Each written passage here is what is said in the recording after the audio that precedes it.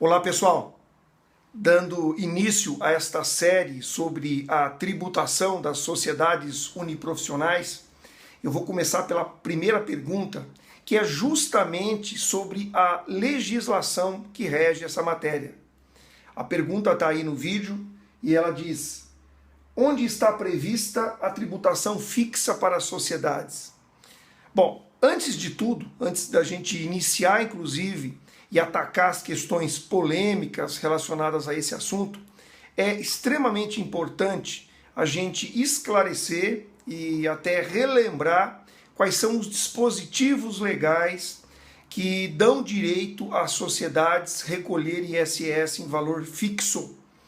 Bem, tudo começou no ano de 1968. Naquele momento da história, foi editado o chamado Decreto-Lei número 406.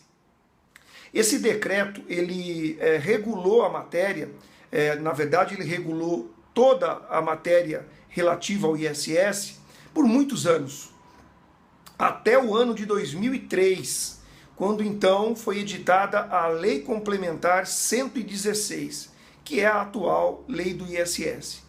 Muito bem, em 2003, quando os legisladores optaram por uma nova lei, que é a Lei Complementar 116, eles não conseguiram incluir na lei nova o assunto sociedade uniprofissional. Na verdade, a tributação fixa, então, ela não entrou na lei nova. E tem um detalhe importante. Na cláusula que trata da revogação da legislação pretérita, justamente o Decreto-Lei 406, o artigo que trata das revogações, ele pulou expressamente, né, ele deixou de citar expressamente o artigo 9º. Então o legislador ele foi citando um a um os artigos que estariam sendo revogados pela lei nova. Quando chegou no artigo 9º, o legislador pulou.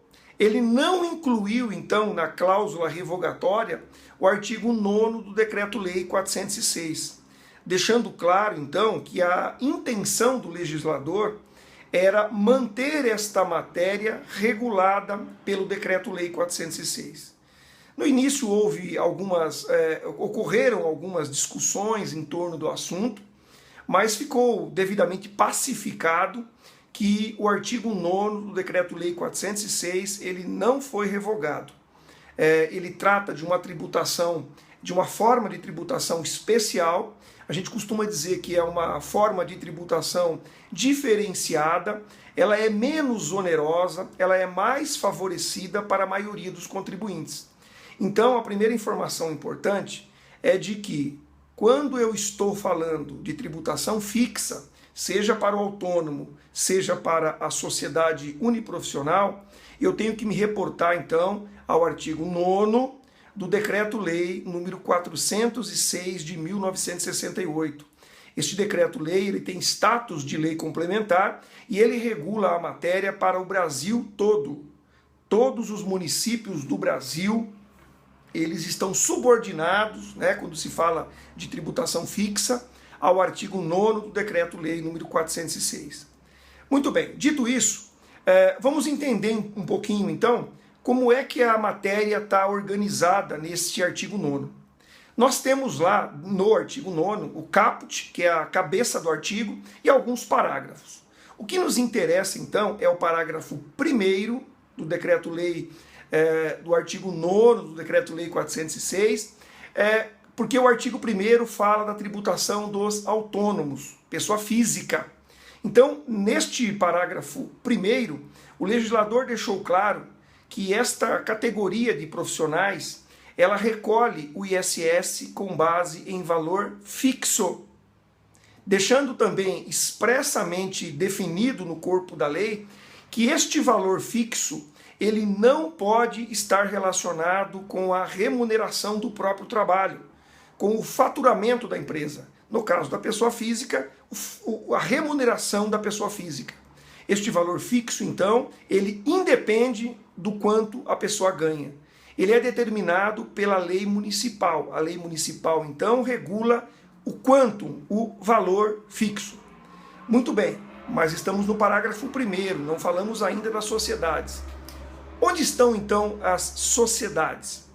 Pessoal, elas aparecem então pela primeira vez no parágrafo 3º do artigo 9º do Decreto-Lei número 406. E lá no parágrafo 3º, ao se referir a esta forma de tributação, o legislador colocou que as sociedades serão tributadas na forma do parágrafo 1º, ou seja, serão tributadas em valor fixo, certo? E aí, neste parágrafo 3º, o legislador escolheu algumas atividades para as quais esta tributação seria aplicada.